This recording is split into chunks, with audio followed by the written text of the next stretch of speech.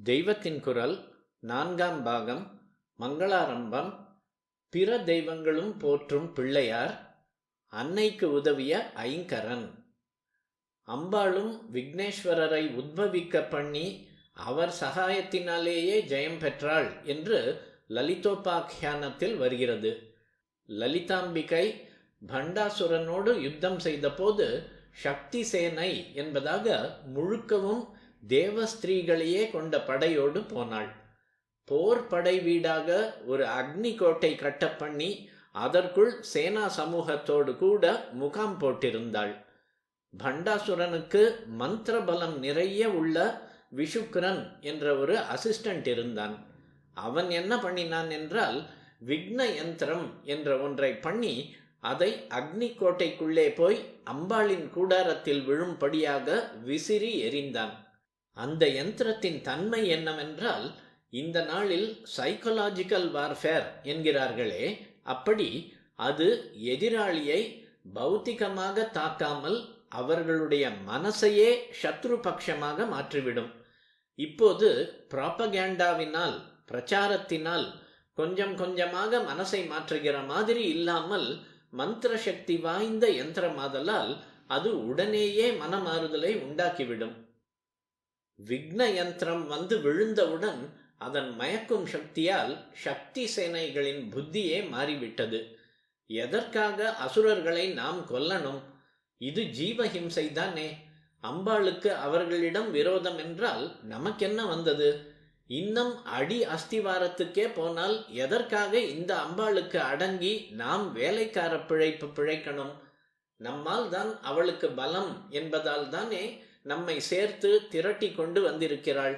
இத்தனை நாளாக நாம் என்னவோ புத்தி இல்லாமல் அவள்தான் நமக்கெல்லாம் மேலே, அவளுக்கே நம்மை அடக்கி ஆள்கிற பலம் இருக்கிறது என்றெல்லாம் நினைத்து கொண்டு ஏவல் செய்துவிட்டோம். இப்போதுதான் மயக்கம் தெளிந்திருக்கிறது. இனிமேலும் இப்படி தப்பு பண்ணக்கூடாது. இப்போது நாம் என்ன செய்ய வேண்டும் என்றால், ஆயுதங்களை போட்டுவிட்டு அப்படியே ஸ்ட்ரைக் பண்ணிவிட வேண்டும். எஜமானி பணியாளி என்கிற கதை இனிமேலே பலிக்காது. எல்லாரும் சமம்தான் என்றெல்லாம் அந்த சேனைகள் ட்ரேட் யூனியனிசம், கம்யூனிசம் எல்லாம் பேச ஆரம்பித்து விட்டன. வேர்க்க விறுவிறுத்து கொண்டு அடியும் குத்தும் பட்டுக்கொண்டு இனிமேலே இவளுக்காக யுத்தம் செய்ய வேண்டியதில்லை, நாம் பாட்டுக்கு நிர்விசாரமாக தூங்கலாம்.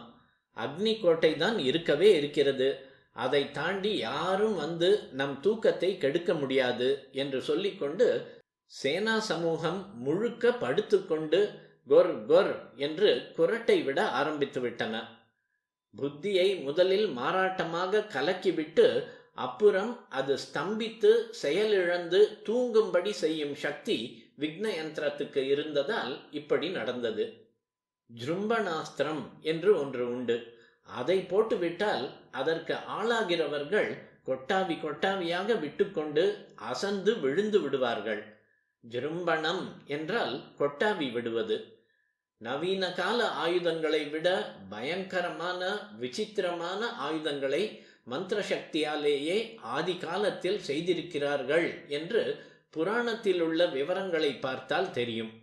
பிரம்மாஸ்திரம், நாராயணாஸ்திரம், பாசுபதாஸ்திரம் முதலியவற்றின் சக்தியை பற்றி படிக்கும் போது ஆட்டம் பாம், ஹைட்ரஜன் பாம் எல்லாம் ஒன்றுமே இல்லை என்று தோன்றும். இப்போது இந்த பாம்புகளின் ரேடியேஷனால் கர்ப்பச்சேதம் ஏற்படுகிறது என்கிறார்கள் என்றால், அந்த காலத்தில் அஸ்வத்தாமா போட்ட அபாண்டவாஸ்திரம் உத்தரையின் கர்ப்பத்தில் இருந்த சிசுவை பாதித்திருக்கிறது. கிருஷ்ண பரமாத்மா தான் அதை ரட்சித்து கொடுத்தார்.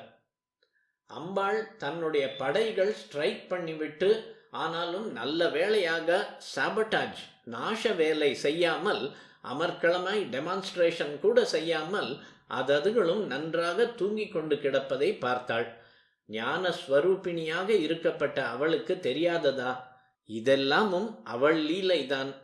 விக்னேஸ்வரரின் பிரபாவம் வெளிப்பட வேண்டும் என்றுதான் அவளே இப்படி ஒரு விக்னத்தை விஷுக்ரன் என்ற வியாஜத்தில் உண்டாக்கி கொண்டிருந்தாள். சிவசக்திகளாக எப்போதும் இருப்பவர்களில் சக்தியே பண்டாசுரனை வதைப்பதற்காக இப்போது லலிதாம்பிகையாக ஞானாக்னி குண்டத்திலிருந்து தோன்றியிருந்தாள். கல்யாணமாகாத கன்னியாக இவள் யுத்தத்துக்கு போகக்கூடாது என்பதனால் இவளை விவாகம் செய்து கொள்வதற்காக சிவனும் காமேஸ்வரர் என்ற ரூபத்தில் வந்தார். கல்யாணம் ஆயிற்று. காமேஸ்வர காமேஸ்வரி என்று அந்த தம்பதியை சொல்வது வழக்கம். அந்த காமேஸ்வரி தான் நம்முடைய காமாட்சியாக இருப்பது. அவளுடைய ஸ்தானம்தான் காமகோட்டி பீடம். கல்யாணமானவுடன் பண்டாசுர வதத்துக்காக புறப்பட்ட அம்பாள் ஈஸ்வரனை காமேஸ்வரனாக வரவழைத்தது மட்டும் போதாது, தன்னுடைய அருமை குழந்தை கணபதியையும் இந்த லலிதாம்பிகை ஆவிர்பாவத்தில் வரவழைத்து அவன் பெருமையை பிரகடனப்படுத்த வேண்டும் என்று நினைத்தாள்.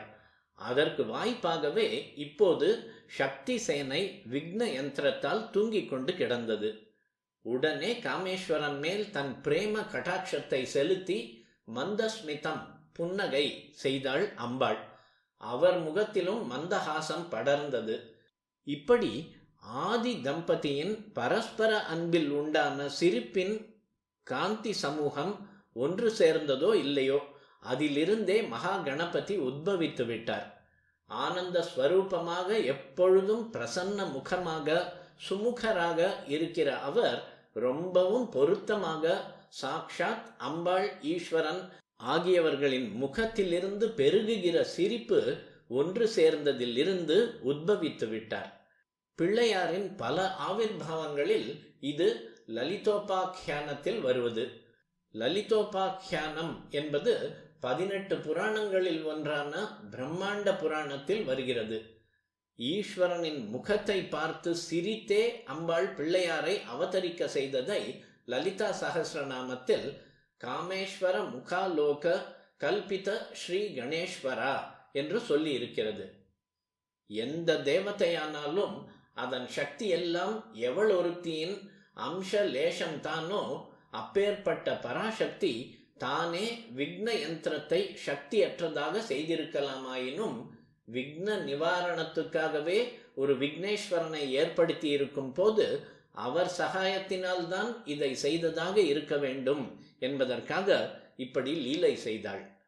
அவள் இப்படி ஒரு சட்டத்துக்கு அடங்கி இருந்ததற்கேற்ப அவளுடைய கடாட்சத்திலிருந்து உண்டான விக்னேஸ்வரரும் என் சகாயத்தை தானே ஆனானப்பட்ட பராசக்தியும் நாட வேண்டியிருக்கிறது என்று கர்வப்படாமல் அவளை நமஸ்காரம் பண்ணினார். பணிவோடு அவளுடைய ஆசீர்வாதத்தை வாங்கிக் கொண்டே விக்ன யந்திரத்தை அழிப்பதற்காக புறப்பட்டார்.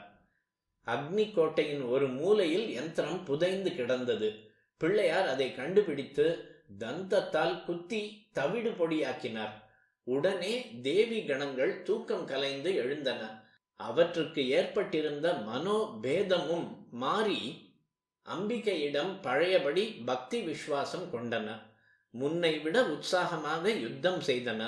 முடிவில் பண்டாசுரன் தோற்று போனான்.